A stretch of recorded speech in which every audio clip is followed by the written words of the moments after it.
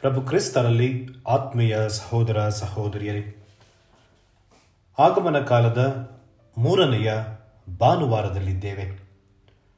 ಆಗಮನ ಕಾಲದ ಮೊದಲ 2 ಭಾನುವಾರಗಳು ಪ್ರಭುವಿನ ಅಂತಿಮ ಆಗಮನದ ಬಗ್ಗೆ ತಿಳಿಸಿದರೆ, ಕೊನೆಯ 2 ಭಾನುವಾರಗಳು ಕ್ರಿಸ್ತನ ಜನನದ ಬಗ್ಗೆ ತಿಳಿಸುತ್ತವೆ. ಆಗಮನ ಕಾಲದ 3ನೆಯ ಭಾನುವಾರವನ್ನು ಲತಿನ್ ಭಾಷೆಯಲ್ಲಿ ಗೌದತೆ ಭಾನುವಾರ, ಗೌದತೆ ಸಂಡೇ ಎಂದು ಕರೆಯುತ್ತಾರೆ. ಅಂದರೆ ಸಂತೋಷದ ಸಂಭ್ರಮದ ಭಾನುವಾರ ಎಂದು ಅರ್ಥ. ಸಂತೋಷದ ಆಚರಣೆಗೆ ನಾವು ಸಿದ್ಧರಾಗುತ್ತಿದ್ದೇವೆ ಎಂದು ಈ ಭಾನುವಾರ ನಮ್ಮನ್ನ ನೆನಪಿಸುತ್ತದೆ. ಹಾಗಾಗಿ ಇಂದು ಪೀಠದ ಬಳಿ ಇರುವ ಆಗಮನ ಗುಚ್ಛದಲ್ಲಿರುವ ಗುಲಾಬಿ ಬಣ್ಣದ ಪಿಂಕ್ ಮೇಣದ ಬತ್ತಿಯನ್ನು ಉರಿಸಲಾಗುವುದು ಮತ್ತು ಗುರುಗಳು ಕೂಡ ಗುಲಾಬಿ ಬಣ್ಣದ ಪೂಜಾ ವಸ್ತ್ರವನ್ನು ಧರಿಸುತ್ತಾರೆ. ಪ್ರಭುವಿನ ಬರುವಿಕೆ ಸಂತೋಷ ಸಂಭ್ರಮದ ಸಂಗತಿ ಎಂದು ಇಂದಿನ ಆರಾಧನಾ ವಿಧಿ ನಮ್ಮನ್ನ ನೆನಪಿಸುತ್ತಾ ಇದೆ. ಪ್ರಿಯರೇ, ಆಗಮನ ಕಾಲ ಸಿದ್ಧತೆಯ ಕಾಲವಾದರೂ ಅದು ಸಂತೋಷದ ಸಂಭ್ರಮದ ಕಾಲ. ಬರಲಿರುವ ಬಾಲಯೇಸು ನಮ್ಮೆಲ್ಲರ ನೋವು ಕಣ್ಣೀರನ್ನು ನಿವಾರಿಸಿ ಸುಖ ಸಂತೋಷ ಸಮೃದ್ಧಿಯಲ್ಲಿ ತುಂಬಲೆಂದು ಈ ಬಲಿಪೂಜೆಯಲ್ಲಿ ಪ್ರಾರ್ಥಿಸೋಣ. ಇಂದಿನ ಮೊದಲನೆಯ ವಾಚನವನ್ನು ಯೆಶಾಯ ಪ್ರವಾದಿಯ ಗ್ರಂಥ ಅಧ್ಯಾಯ 61ರಿಂದ ಆರಿಸಲಾಗಿದೆ. ಪ್ರಿಯರೇ, ಬ್ಯಾಬಿಲೋನಿಯದಿಂದ ತಾಯ್ನಾಡಿಗೆ ಮರಳಿದ ಇಸ್ರಾಯೇಲರು ತಮ್ಮ ಅಸ್ತಿತ್ವವನ್ನು ತಾವು ಕಳೆದುಕೊಂಡದ್ದನ್ನು ಮರುಸ್ಥಾಪಿಸಲು ಪ್ರಯತ್ನಿಸುವುದನ್ನು ಇಂದಿನ ಮೊದಲನೆಯ ವಾಚನದಲ್ಲಿ ನಾವು ನೋಡುತ್ತೇವೆ. ಬ್ಯಾಬಿಲೋನಿಯಾದಲ್ಲಿ ಸೆರೆಯಾಳುಗಳಾಗಿ ಹೋಗಿದ್ದ ಇಸ್ರಾಯೇಲರು ಈಗ ಪುನಃ ಮರಳಿ ತಮ್ಮ ತಾಯ್ನಾಡು ಜೆರುಸಲೇಮಿಗೆ ಬಂದಿದ್ದಾರೆ. ನೊಂದಿದ್ದ ಇಸ್ರಾಯೇಲರಿಗೆ ಯೆಶಾಯ ಸಾಂತ್ವನದ ಮಾತುಗಳನ್ನು ನುಡಿಯುತ್ತಾ, ಸರ್ವೇಶ್ವರ ಸ್ವಾಮಿ ತಮ್ಮ ಪೂರ್ವಜರಿಗೆ ನೀಡಿದ ವಾಗ್ದಾನಗಳ ಮೇರೆಗೆ ರಕ್ಷಕನನ್ನ ಪುನಃ ಕಳುಹಿಸುತ್ತಾರೆ.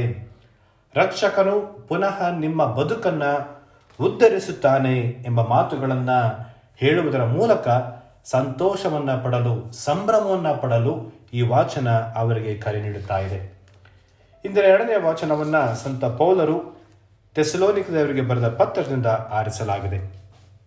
ಪ್ರಿಯರೇ, ಯೇಸುವಿನ ಶುಭ ಸಂದೇಶವನ್ನು ತುಂಬ ಉತ್ಸುಕತೆಯಿಂದ ಆಸಕ್ತಿಯಿಂದ ಥೆಸಲೋನಿಯದ ಜನರು ಸ್ವೀಕರಿಸಿದರು ಮತ್ತು ಅವರ ಆದರ್ಶ ಮತ್ತು ವಿಶ್ವಾಸದ ಬದುಕಿನಿಂದ ಇತರರು ವಿಶ್ವಾಸದ ಬದುಕಿಗೆ ಬರುವಂತೆ ಪ್ರೇರೇಪಿಸಿದರು. ಹಾಗಾಗಿ ಸಂತ ಪೌಲರಿಗೆ ಥೆಸಲೋನಿಯದ ಜನರನ್ನ ಕಂಡರೆ ಬಹಳ ಆತ್ಮೀಯತೆ. ಹಾಗಾಗಿ ಸಂತ ಪೌಲನು ಇಂದಿನ ವಾಚನದಲ್ಲಿ ಅವರಿಗೆ ನುಡಿಯುವುದು, ಪ್ರಭುವಿನ ಪುನರಾಗಮದ ಬಗ್ಗೆ ಅವರಲ್ಲಿ ಇದ್ದ ಕೆಲವು ಸಂಶಯಗಳನ್ನು ಪ್ರಯತ್ನಿಸುತ್ತಿದ್ದಾನೆ, ಪರಿಹರಿಸುತ್ತಾನೆ ಮತ್ತು ಕ್ರಿಸ್ತ ಆಗಮಿಸುವವರೆಗೂ ದೃಢವಾದ ನಂಬಿಕೆ ನಿರೀಕ್ಷೆಯೊಂದಿಗೆ ಜೀವಿಸುವುದರ ಜೊತೆಗೆ ಸಂತೋಷದಿಂದ ಎಡೆಬಿಡದೆ ಪ್ರಾರ್ಥಿಸಲು ಕೂಡ ಪೌಲ ಅವರಿಗೆ ಕರೆ ನೀಡುತ್ತಾರೆ. ಪ್ರಿಯರೇ, ಇಂದಿನ ಶುಭ ಸಂದೇಶವನ್ನು ಯೋವಾನರು ಬರೆದ ಶುಭ ಸಂದೇಶ ಅಧ್ಯಾಯ 1ರಿಂದ ಆರಿಸಲಾಗಿದೆ. ಸ್ನಾನಿಕ ಯೋವಾನ ತನ್ನ ಮಾತು ಮತ್ತು ಕಾರ್ಯದಿಂದ ಹೊಸ ಒಡಂಬಡಿಕೆಯಲ್ಲಿ ಒಬ್ಬ ಮೇರು ಪ್ರವಾದಿಯಾಗಿ ನಿಲ್ಲುತ್ತಾನೆ. ಯೋವಾನ ಎಂದರೆ ದೇವರು ಕೃಪಾಪೂರ್ಣನು, ಗಾಡ್ ಇಸ್ ಗ್ರೇಷಿಯಸ್ ಎಂದು ಅರ್ಥ ಹೀಬ್ರೂ ಭಾಷೆಯಲ್ಲಿ. ಇತಿಹಾಸಕಾರ ಜೋಸೆಫಸ್ ಪ್ರಕಾರ ಯೋವಾನನು ತನ್ನ ಪಾಪ ಕ್ಷಮೆಯ ಬೋಧನೆ, ಧೈರ್ಯ, ದಿಟ್ಟತನ ಮತ್ತು ದೀಕ್ಷಾಸ್ನಾನದ ಮೂಲಕ ಅನೇಕ ಜನರನ್ನ ತನ್ನೆಡೆಗೆ ಸೆಳೆದವನು. ಒಂದು ಸಂದರ್ಭದಲ್ಲಿ ಸ್ನಾನಿಕ ಯೋವಾನ ಕ್ರಿಸ್ತ ಯೇಸುವಿಗಿಂತ ಪ್ರಬಲ ಹಾಗೂ ಪ್ರಮುಖ ವ್ಯಕ್ತಿಯಾಗಿ ಗೋಚರಿಸಿದ. ಹಾಗಾಗಿ ಅನೇಕರು ಸ್ನಾನಿಕ ಯೋವಾನನ ಪ್ರಖ್ಯಾತಿಯನ್ನು ಕಂಡು ಈತನೇ ರಕ್ಷಕ ಎಂದು ತಿಳಿದಿದ್ದರು.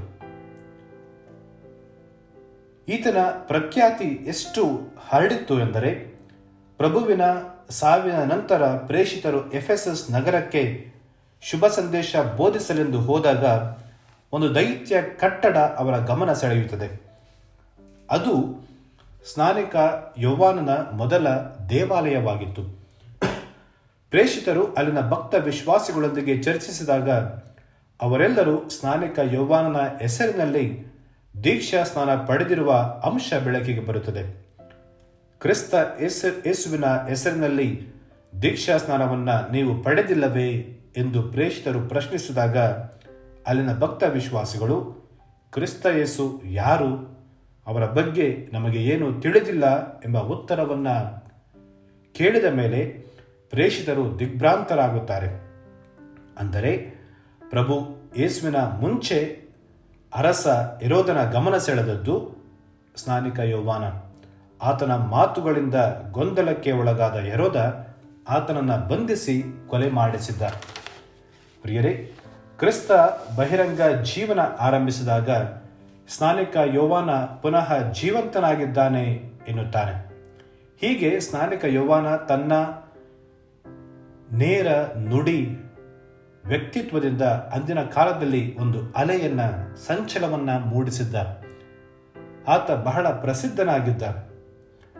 ಆದರೂ ಸ್ನಾನಿಕ ಯೌವಾನ ದೀನತೆಯಿಂದ ಜೀವಿಸುವುದನ್ನು ಮತ್ತು ಪ್ರಭುವನ್ನ ಇತರರಿಗೆ ಇವರೇ ನಿಜವಾಗಿ ಬರಬೇಕಾಗಿದ್ದ ರಕ್ಷಕ ಎಂದು ಪರಿಚಯ ಮಾಡಿಕೊಡುತ್ತಾನೆ. ಪ್ರಿಯರೇ, ಶುಭ ಸಂದೇಶಕಾರ ಯೋವಾನನ ಪ್ರಕಾರ ಸ್ನಾನಿಕ ಯೋವಾನ ಕ್ರಿಸ್ತನಿಗೆ ಸಾಕ್ಷಿ ನೀಡಲು ಬಂದವನು. ತನ್ನ ನಡೆ, ನೇರ ನುಡಿ, ವ್ಯಕ್ತಿತ್ವದ ಮೂಲಕ ಅದನ್ನು ಆತ ಈಡೇರಿಸುತ್ತಾನೆ. ಕ್ರಿಸ್ತನ ಜನನಕ್ಕೆ ಸಿದ್ಧವಾಗುತ್ತಿರುವ ನಮಗೆಲ್ಲ ಆತನ ಬದುಕು ಆದರ್ಶ. ಒಂಟೆ ತುಪ್ಪಟದ ಹೊದಿಕೆ, ಸೊಂಟದಲ್ಲಿ ತೊಗಲಿನ ನಡುಕಟ್ಟು, ಮಿಡತೆ ಮತ್ತು ಕಾಡು ಜೇನಿನ ಆಹಾರ, ಬೆಂಗಾಡಿನಲ್ಲಿ ಕೂಗುವ ಸ್ವರ, ಇದು ಸ್ನಾನಿಕ ಯೌವಾನನ ವ್ಯಕ್ತಿತ್ವ. ಜೋರ್ಡಾನ್ ನದಿ ತೀರದಲ್ಲಿ ಮನ ಪರಿವರ್ತನೆಗೆ ಕರೆ ನೀಡುತ್ತಾ ಅನೈತಿಕತೆಗೆ, ದುರ್ಮಾರ್ಗವನ್ನು ತೊರೆದು ಸತ್ಯ, ನ್ಯಾಯ, ನೀತಿಯ ಬದುಕನ್ನ ಜೀವಿಸಲು ಹುರಿದುಂಬಿಸುತ್ತಾ ಜನರಿಗೆ ನೀಡುತ್ತಿದ್ದವ ಸ್ನಾನಿಕ ಯೌವಾನ. ಯೌವಾನನ ದೀನತೆಯ ಬದುಕು ಇಂದು ನಮಗೆ ಮಾದರಿಯಾಗಬೇಕು. ಆತನ ಕಾರ್ಯವೈಖರಿ ನೋಡಿದ ಅನೇಕ ಜನ ಆತನನ್ನೇ ರಕ್ಷಕ ಎಂದು ಭ್ರಮಿಸಿದರು. ಆದರೆ ಯೌವಾನ ದೀನತೆಯಿಂದ ತಾನು ರಕ್ಷಕನ ಪಾದರಕ್ಷೆ ಬಿಚ್ಚಲು ಅನರ್ಹನೆಂದ. ಸತ್ಯ ನ್ಯಾಯವನ್ನ ಪ್ರತಿಪಾದಿಸಲು ಯೌವಾನ ಹಿಂಜರಿಯಲಿಲ್ಲ. ಹೆರೋದರಸನ ಅನೈತಿಕತೆಯನ್ನ ಧೈರ್ಯದಿಂದ ಖಂಡಿಸಿದ. ತನ್ನ ದಿಟ್ಟತನಕ್ಕಾಗಿ ಪ್ರಾಣವನ್ನೇ ತೆತ್ತ. ಕ್ರಿಸ್ತನ ಬರುವಿಕೆಗಾಗಿ ಸಿದ್ಧರಾಗುತ್ತಿರುವ ನಮಗೆ ಯೌವಾನನ ಬದುಕು ಇಂದು ಪ್ರೇರಣೆಯಾಗಬೇಕು. ನಮ್ಮ ಆಲೋಚನೆ, ನಮ್ಮ ನಡೆ ನುಡಿ ಕ್ರಿಸ್ತನಿಗೆ ಸಾಕ್ಷಿ ನೀಡುವಂತಿರಬೇಕು. ಅನ್ಯಾಯ, ಅಕ್ರಮ, ಅನೀತಿ, ದಬ್ಬಾಳಿಕೆ, ಭ್ರಷ್ಟಾಚಾರ, ಅನೈತಿಕತೆ, ಡಂಬಾಚಾರ ತುಂಬಿ ತೊಳಗುತ್ತಿರುವ ಈ ಸಮಾಜದಲ್ಲಿ ಸ್ನಾನಿಕ ಯೌವಾನನಂತೆ ನೈತಿಕತೆ, ಧೈರ್ಯ, ದಿಟ್ಟತನದಿಂದ ಕ್ರಿಸ್ತನಿಗೆ ಸಾಕ್ಷಿಗಳಾಗಲು ಇಂದು ನಾವು ಮುಂದಾಗಬೇಕಿದೆ. ಬಹುಶಃ ಯೌವಾನನ ಬದುಕು ದುರಂತದಲ್ಲಿ ಅಂತ್ಯಗೊಂಡಂತೆ ನಮಗೂ ಕಷ್ಟ, ಅಪಜಯ, ಸೋಲು ಎದುರಾಗಬಹುದು. ಆದರೆ ಕ್ರಿಸ್ತನ ಸಾಮ್ರಾಜ್ಯದಲ್ಲಿ ಪ್ರತಿಫಲ ಪಡೆಯುವುದರಲ್ಲಿ ಎರಡು ಮಾತಿಲ್ಲ ಪ್ರಿಯರೇ.